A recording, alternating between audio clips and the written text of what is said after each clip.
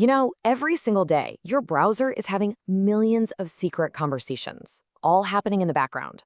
It's this invisible shield that protects your data online, and it all starts with this lightning fast, incredibly complex handshake.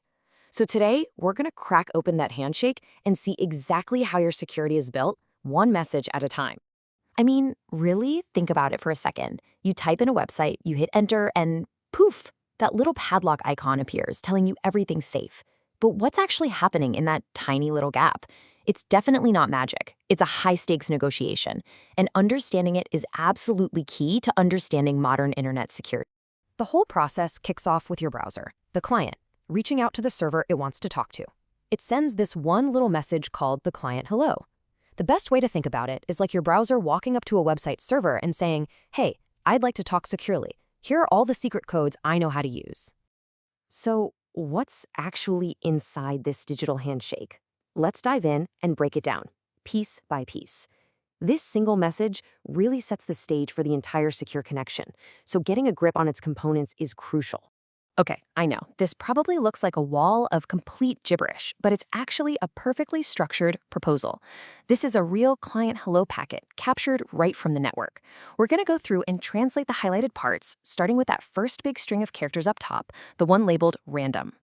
So that random field is officially called the client random. It's a 32-byte string of pure randomness that your browser literally makes up from scratch for every single secure session you start. And it's not just random for the sake of being random. It has two incredibly important security jobs to do. So here's the deal. First, the client random gets mixed together with some random data from the server, and that mixture is what creates the actual encryption keys for your session. Second, because it's brand new every single time, it stops something called a replay attack. An attacker can't just record you logging into your bank yesterday and then replay that recording today to get in, because today's handshake will demand a completely different, fresh client random. Pretty clever, right? Okay, introductions are made, random numbers are exchanged. The next step is for the client and the server to agree on exactly how they're going to encrypt their conversation. This is really the heart of the negotiation. This all happens through something called cipher suites. Basically, the client hello message has a list, kind of like a menu, of all the encryption recipes your browser knows. It's your browser saying, "Hey, I can use any of these methods to lock down our chat. Which one do you want to use?" And if we look back at our packet capture, you can see this list right there under the cipher suites section. Now, the client doesn't just list them in any old order. It puts its strongest, most modern options right at the top. It's hoping the server can match its best offer. And this right here is a huge deal in TLS version 1.3. It made this whole negotiation way simpler by just getting rid of all the old insecure options. TLS 1.3 only allows cipher suites that use something called AED. You can think of AED ciphers as the absolute gold standard. They bundle encryption and message integrity into one single, highly efficient, and super secure package. So let's decode one of these names: TLS, AES, 256, GCM, SHA 384. It looks scary, but it's not, I promise. First, you've got AES 256. That's the encryption algorithm. AES, with a super strong 256-bit key. That's your lock. Next is GCM, the mode of operation. Think of that as the instruction manual for how to use the lock correctly. And finally, SHA 384 is the hash function that acts like a tamper-proof seal, making sure nobody messed with the message while it was in transit. Okay, so they've decided how to encrypt, but they still need to actually create a shared secret key to do it. And the really tricky part is they have to do this out in the open, where an eavesdropper might be listening in. The supported groups extension is just the client's way of saying, "Hey, here are the mathematical tricks I know for securely creating that shared secret without anyone else figuring it out." And this is another one of those key improvements in TLS 1.3. It says, this key exchange has to use a form of the Diffie-Hellman algorithm, especially the super efficient ones based on elliptic curves, like X25519 that's listed right here. This just gets rid of all the weaker, older ways of doing it entirely. No more bad choices. Now, in older versions of TLS, this took more time. The client would say, "Here are the methods I support." Then it would have to wait for the server to pick one, and then it would send its public key. TLS 1.3 is way smarter about this. With the key share extension, the client basically makes an educated guess. It says, "You know what? I'm betting you'll pick my favorite method, X25519. So here's my public key for it right now to save us some time. This right here is the magic behind TLS 1.3's speed. The key share extension, which we can see right here in our packet, lets the client send this critical info in the very first message.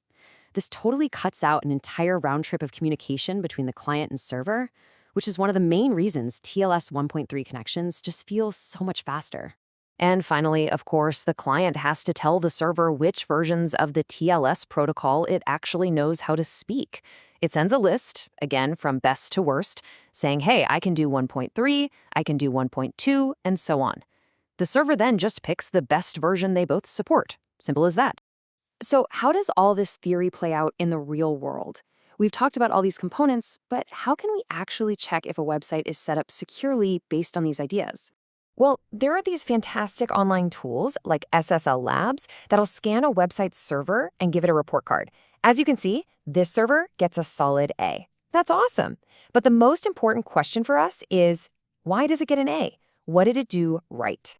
And the answer is right here in the details, and it lines up perfectly with everything we've just learned. First, under protocols, we see TLS 1.3, yes, big check mark there. And second, its list of cipher suites for TLS 1.3 contains those exact strong modern AED ciphers we were talking about. See them? AES 256 GCM and ChaCha20 Poly 135. Perfect. What's great is that the report doesn't just tell you what's good, it also warns you about the bad stuff. Even though this server supports some older cipher suites, probably for compatibility, the tool flags that the CBC mode of operation is weak. It's known to be vulnerable to certain attacks, and that is exactly why the newer modes like GCM are so much better, and why they're mandatory in TLS 1.3. Okay, that was a lot of ground to cover, so let's bring it all home. What are the most critical things you need to remember about the ClientHello handshake? Let's lock in those key takeaways. All right, if you're studying for an exam, this is your slide. First, remember that the ClientHello is the client's opening proposal for how to set up a secure conversation. Second, it negotiates three main things: the cipher suite, the key exchange method, and the TLS version. Third, remember that TLS 1.3 is a massive leap forward because it gets rid of bad choices and it speeds things up with smart optimizations like key share. And finally, never forget that the strength of the entire connection depends on getting this initial handshake right. A weak handshake means a weak connection, period. You know, when you really step back and look at it, it's pretty amazing. The ClientHello message is this masterpiece of efficiency. It packs an entire complex security negotiation into a single tiny packet that gets sent across the world in the blink of an eye. And that leaves us with a final question to chew on. We moved from TLS 1.2 to 1.3 to fix the weaknesses we knew about. But the security landscape is always changing. With things like quantum computing on the horizon and new attacks being discovered all the time, what part of this handshake do you think will be the next weak link that needs a major upgrade?